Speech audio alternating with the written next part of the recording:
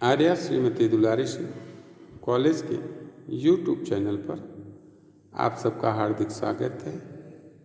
आज हम आपको डीएलएड सेकेंड सेमेस्टर में पेपर सेकेंड प्रारंभिक शिक्षा के नवीन प्रयास सब्जेक्ट पर आज हम चर्चा करेंगे।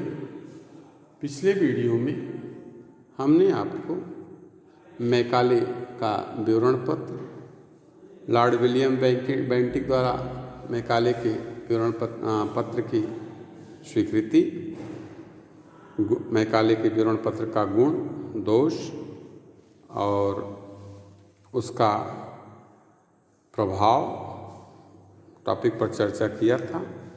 आज हम अधोगामी निस्यंदन सिद्धांत या शिक्षा का छनाई सिद्धांत टॉपिक पर आज हम चर्चा करेंगे। आशा करते हैं कि आपको हमारे द्वारा बताई गई बातें समझ में आएंगी। तो चलिए शुरू करते हैं आज का टॉपिक, अधोगामी निस्यंदन या शिक्षा का छनाई सिद्धांत। अधोगामी निस्यंदन या शिक्षा का छनाई सिद्धांत।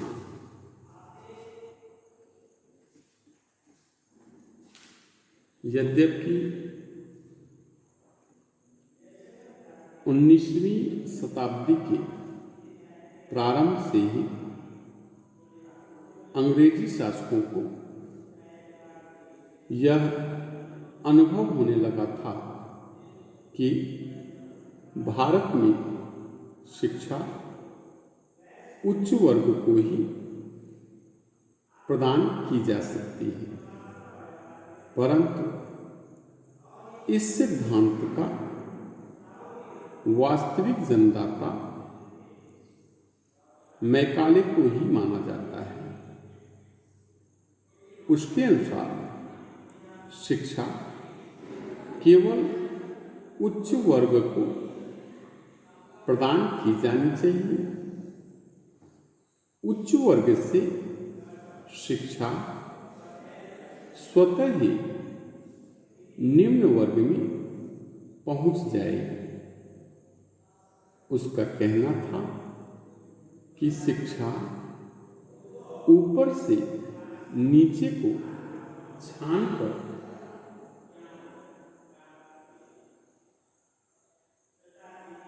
जनसाधारण तक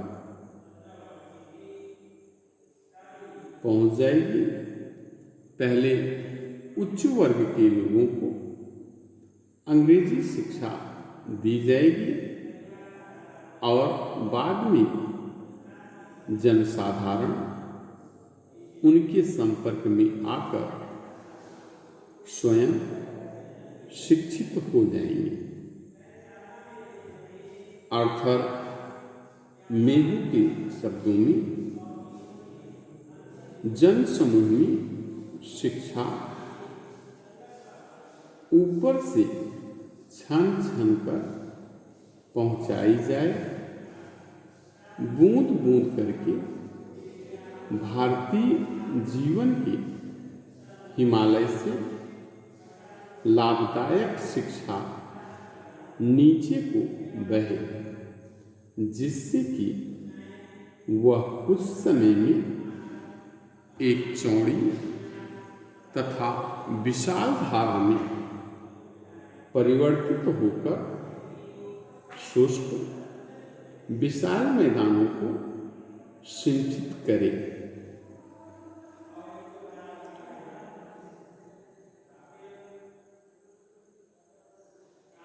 शिक्षा छनाई सिद्धांत का समर्थन अनेक व्यक्तियों ने किया।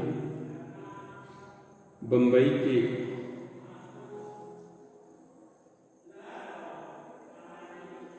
गवर्नर की काउंसिल के सदस्य फ्रांसिस वार्डन ने कहा है कि जनसाधारण को अल्प शिक्षा प्रदान करने की अपेक्षा उच्च वर्ग के लोगों को अधिक मात्रा में शिक्षा प्रदान करना उत्तम होगा। बंगाल की लोक शिक्षा समिति ने कहा है कि हमारे प्रयत्न सर्वप्रथम उच्च तथा मध्यम वर्ग की शिक्षा पर केंद्रित रहने चाहिए। इन्हीं विद्वानों के द्वारा ग्रामीण शिक्षा संस्थाओं में सुधार होगा और शिक्षा के लाभ उन सभी को मिल जाएंगे जो गरीबी के कारण अभी वंचित हैं।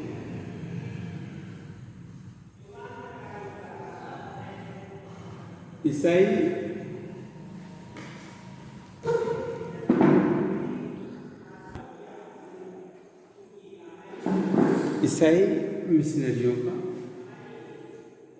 भी यह विचार था कि यदि उच्च वर्ग के भारतीयों को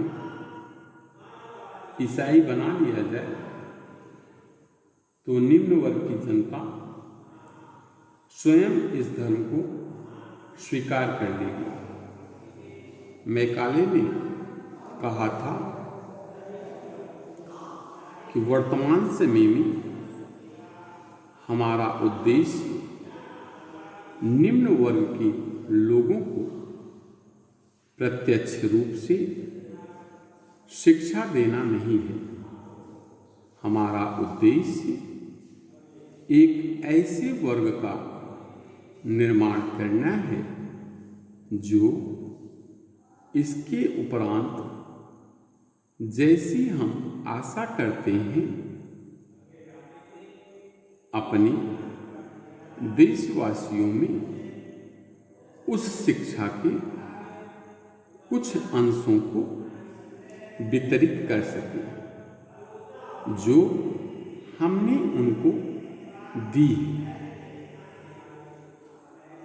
मैकाले और बंगाल की लोक शिक्षा समिति की सिफारिश पर भारत के गवर्नर जनरल लॉर्ड ऑकलैंड ने शिक्षा छनाई के सिद्धांत को राजकीय नीति के रूप में घोषित किया और उसने कहा कि अब सरकार को शिक्षा समाज के उच्च वर्ग के लोगों को देनी चाहिए जिससे सभ्यता छन छन कर जनसाधारण में पहुँचे।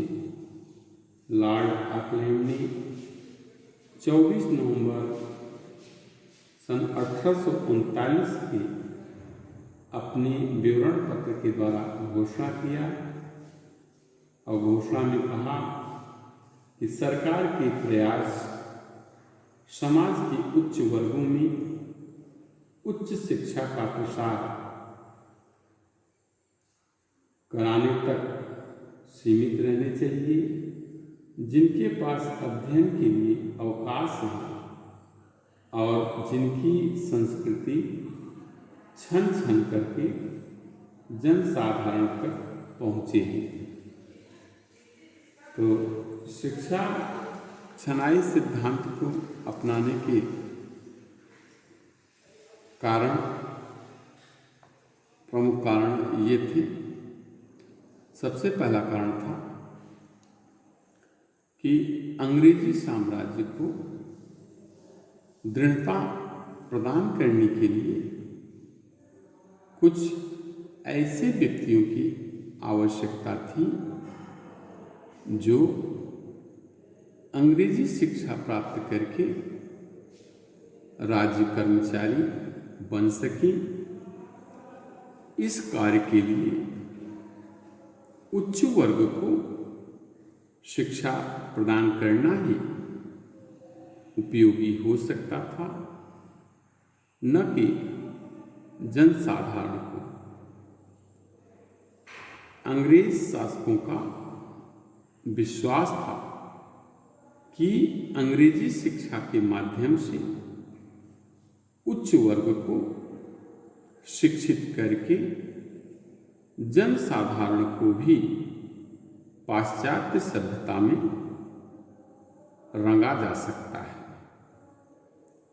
तीसरा, सरकार के पास इतना धन नहीं था और ना ही वह शिक्षा पर अत्यधिक व्यय करना चाहती थी।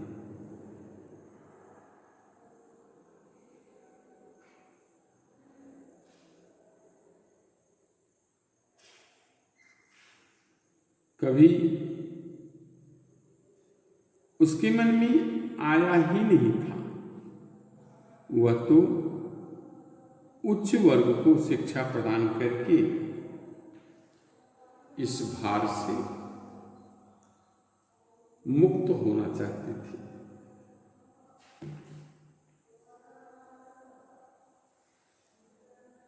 अब इसके बाद में आता है शिक्षा छनाई के सिद्धांत की आलोचना।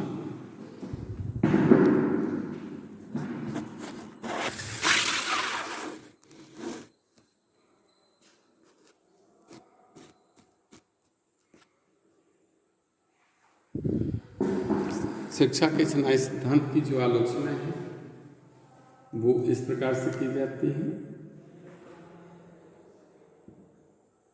पहला, छनाई सिद्धांत के द्वारा सरकारी क्षेत्रों में की गई यह आशा केवल मृग तृष्णा ही साबित हुई कि उच्च वर्ग के लोगों को शिक्षित करने से वे लोग अपना ज्ञान जनसाधारण को देकर उनको शिक्षित कर लेंगे, अर्थात शिक्षा छन छन कर जनसाधारण तक पहुंच जाएगी।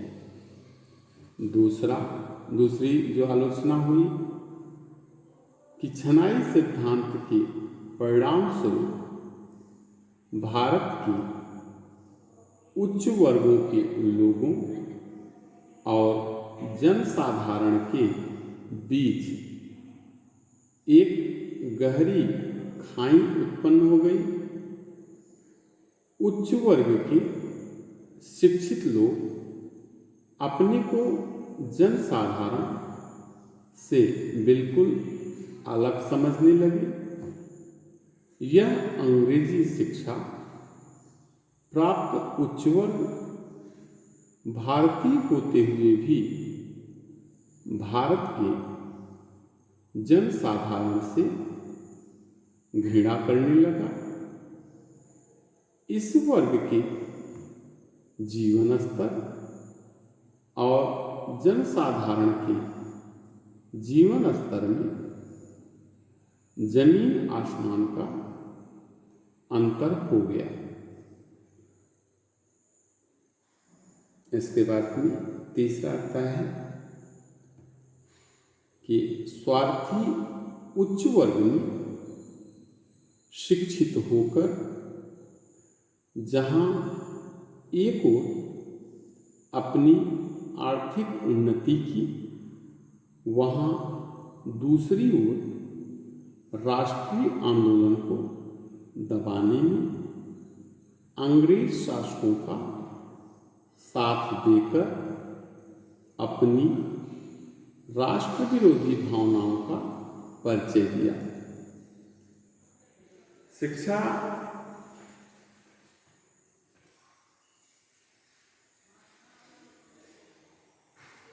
छनाई सिद्धांत से जहां भारत के जनसाधारण की भारी अहित हुआ, वहाँ इससे यह लाभ भी हुआ कि अब भारतीय शिक्षा का स्वरूप निश्चित हो गया। सरकार ने उच्च शिक्षा के विकास के लिए प्रयत्न करने प्रारंभ किए, जिसके परिणामस्वरूप उच्च शिक्षा के क्षेत्र में तीव्रता से प्रगति हुई। अब इसके बाद में आता है लॉर्ड ऑकलैंड की शिक्षा नीति। तो आइए देखते हैं लॉर्ड ऑकलैंड की शिक्षा नीति।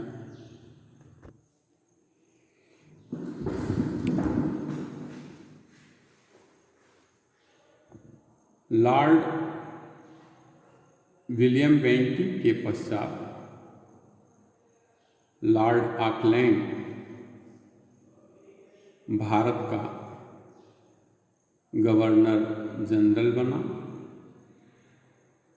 ज्यों ही बेंटिक भारत से विदा हुए, त्यों ही प्राच्यवादियों ने पुनः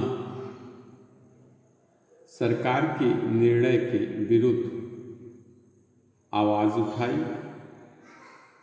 और वे मैकाले के विवरण पत्र तथा बेंटिक की घोषणा से असंतुष्ट थे।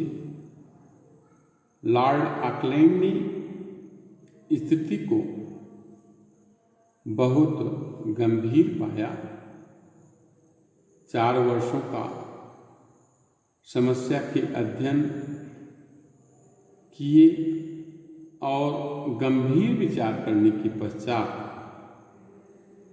वह इस निष्कर्ष पर पहुंचा कि संघर्ष का मूल कारण आर्थिक सहायता है। तो प्रत्येक दल अपने लिए अधिक से अधिक अनुदान प्राप्त करने के प्रयत्न में था, जबकि सरकार जो थी वो शिक्षा पर एक छोटी सी रकम खर्च कर रही थी, जिससे किसी भी दल को संतुष्ट करना कठिन हो गया था। उसने विचार किया कि यदि प्राच्यवादियों को शिक्षा संबंधी व्यय के लिए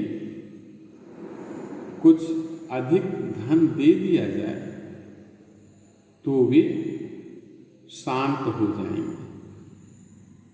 इस बात को दृष्टि में रखते हुए उसने 28 नवंबर 1839 को एक विज्ञप्ति जारी किया, जिसमें उसने निम्नलिखित शिक्षा नीति की घोषणा की। सबसे पहला कि प्राच्य विद्यालयों को पूर्ववत चलने दिया जाए और उनको उतनी ही आर्थिक सहायता दी जाए जितनी कि बेंटिक के आज्ञा पत्र में पूर्व दी जाती थी। दूसरा, प्राच्य विद्यालयों द्वारा इस धनराशि का उपयोग पहले प्राच्य विषयों की शिक्षा व्यवस्था के लिए किया जाए। यदि बाद में रुपया बचे तो उससे अंग्रेजी कक्षाएं खोल सकते हैं। और तीसरा कि प्राच्य विद्यालयों में पढ़ने वाले समस्त विद्यार्थियों में से 1/4 को छात्रवृत्ति दी जाए। और एक और घोषणा था कि निर्धारित धनराशि के अंतर्गत उपयोगी प्राच्य पुस्तकों का मुद्रण और प्रकाशन किया जाए। तो इस निर्णय से प्राच्य दल को आशातीत संतोष मिला और इसके लिए सरकार को 31,000 रुपये वार्षिक अतिरिक्त व्यय करने पड़े। इस प्रकार से ऑकलैंड ने अपनी बुद्धिमत्ता और दूरदर्शिता से संघर्ष को समाप्त कर दिया। वस्तुतः ऑकलैंड अंग्रेजी शिक्षा तथा शिक्षा में अधोगामी निस्यंदन सिद्धांत का समर्थक था। उसने अंग्रेजी शिक्षा के लिए 1 लाख से भी अधिक रुपया स्वीकृत किया और अंग्रेजी कॉलेज को खोलने की योजना बनाई। इस योजना के अंतर्गत ढाका, पटना, बनारस, इलाहाबाद, आगरा, बरेली और दिल्ली में कॉलेज जो है वो खोले गए, जिनमें अंग्रेजी भाषा के द्वारा यूरोपीय साहित्य, दर्शन और विज्ञान की शिक्षा जो है दी जाती थी। अधोगामी निस्यंदन सिद्धांत का अनुसरण करते हुए उसने यह भी कहा कि सरकार के प्रयत्न केवल उच्च वर्ग के लोगों को उच्च शिक्षा देने के लिए ही होने चाहिए। उसने इस सिद्धांत को सरकारी नीति घोषित किया। तब से लेकर के 1870 ईस्वी तक इस सिद्धांत का प्रभाव भारतीय शिक्षा के क्षेत्र में बना रहा और इससे जन शिक्षा को बहुत बड़ा आघात लगा, परंतु यह अंग्रेजी शासन के राजनैतिक हितों के अनुकूल था। तो आज हमने आपको शिक्षा का छनाई सिद्धांत और लॉर्ड ऑकलैंड की शिक्षा नीति के बारे में बताया। अगले वीडियो में हम आपको चार्ल्स वुड का घोषणापत्र 1854 एक नया चैप्टर आपका। तो वुड के घोषणापत्र के जो प्रमुख सिफारिशें हैं उस पर हम चर्चा करेंगे। तो चलिए मिलते हैं फिर हम आपसे अगले वीडियो में। तब तक के लिए धन्यवाद।